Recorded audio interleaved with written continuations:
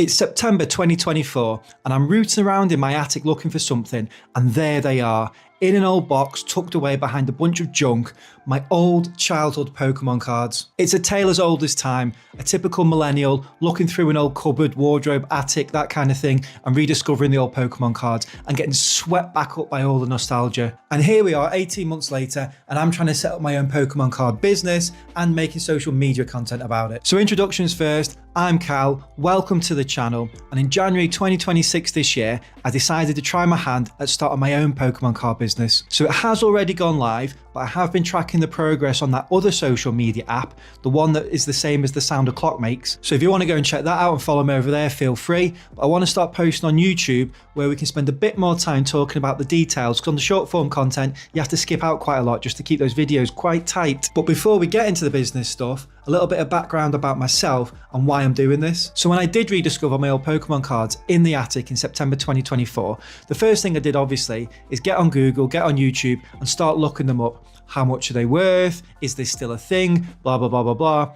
And I realized quite quickly that the cards are actually worth a fair bit. And for some reason, my first thought was, let's sell them. I sold my old basic Charizard, a few other holos from like Fossil and Jungle, nothing too special. The Charizard was pretty beat up. I think it went for like £125 on eBay. But like most millennials who find their old stuff, the first thing they do is look at the value and then just sell it, because you think, well, I didn't know I had this money sat there, so I may as well have it in my own pocket now, right? But here's the thing, because I went onto YouTube to look up the cards and like learn about the hobby again, what happens on YouTube and with social media is my feed is then constantly filled with Pokemon content, and I just couldn't avoid it. And because I was such a big fan back in the day, I'm getting sucked in. I'm watching this stuff every day, all the different YouTubers, pack openings, graded cards, new sets, old sets, just learning all about the hobby. And I was just getting gradually sucked right back in. And before I knew it, I just couldn't resist. And the set that was out at the time was Stellar Crown. And I went on eBay and I just bought a booster box. I just needed to join in. I wanted to rip some Pokemon cards again,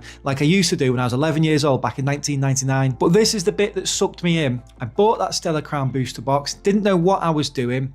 8 packs in, I pulled a Terrapagos SIR, and a few packs later, I pulled a Squirtle, two of the biggest hits in the set. Pulled within a few packs of opening this booster box. That was it. I was hooked. I was right back in. So what did I do after that? I'm thinking, this was easy. Let's do that again. I bought 2 more booster boxes off eBay, £95 each again, ripped them both, and pretty much got absolutely nothing apart from a lot of filler for the set. So that's when I learned ripping doesn't always pay off. I was so lucky on that first booster box, but what I did have now was most of the cards of a Stellar Crown set, and so I ended up doing the master set for it. So after completing that Stellar Crown master set, I was also getting sucked in by the Pokemon investing content on YouTube as well. That interested me quite a lot. And before I know it, I'm pre-ordering Surgeon Sparks off the Pokemon Center website. I'm pre-ordering booster boxes off Chaos Cards. I'm on the TikTok shop with all those glorious vouchers that used to be about, and I'm buying ETBs, booster boxes. And at this point, I was just so obsessed with everything about Pokemon TCG that I just felt like I needed to buy everything. But obviously trying to buy everything in the Pokemon TCG world costs a lot of money.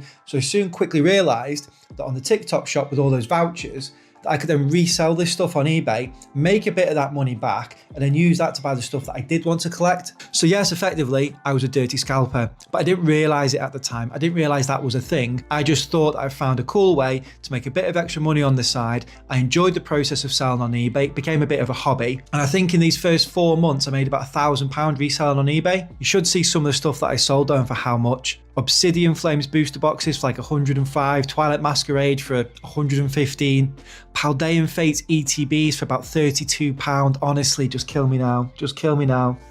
But I just didn't know what I was doing at the time. It was all just a bit of fun. It was all new and exciting. But I soon realized that if you resell on eBay, it comes with tax implications. And I didn't want to get involved with any of that at the time. So I just stopped completely. And in April that year, I did a HMRC self-assessment for all the stuff that I had sold. I only had to pay a minimal amount of tax, but I just cleared all that off. And I just thought, I can't be bothered dealing with that again, and I'll just leave it. So over then the next year, I continued to collect. I did a Scarlet and Violet base set master set with my eldest daughter, which was loads of fun. And then I decided that I wanted to collect all the base set cards that I'd sold and do a full base set, Jungle, Fossil, and Team Rocket from the vintage 1999 era. And then I decided that I wanted to do a Pokédex binder where I have at least an illustration rare or full art card for every single Pokemon to exist. And I realized that these sets are just going to cost me a hell of a lot of money to complete.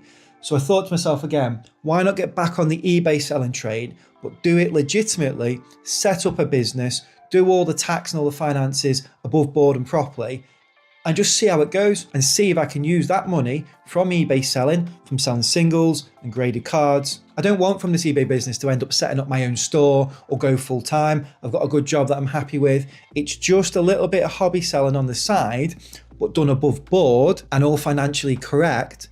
And then I can use those profits to just collect all the cards I want. And that's all the aim is with this. So let's just try and buy some single cards that I can send off for grading with PSA, with Ace, get them back, sell the 10s hopefully, make some profit, and just kind of see how it goes. It's just a hobby for me really, being masqueraded as a business. So I've been at this since January now, and I set myself a £2,000 limit to buy up stock and send it off for grading in order to launch the business on April 1st. So please subscribe if you're interested to see how this venture pans out. And in the next episode, we'll be going through all the finances and the inventory. So what have I bought and for how much, and what cards have been sent off for grading and which ones I've had back so far.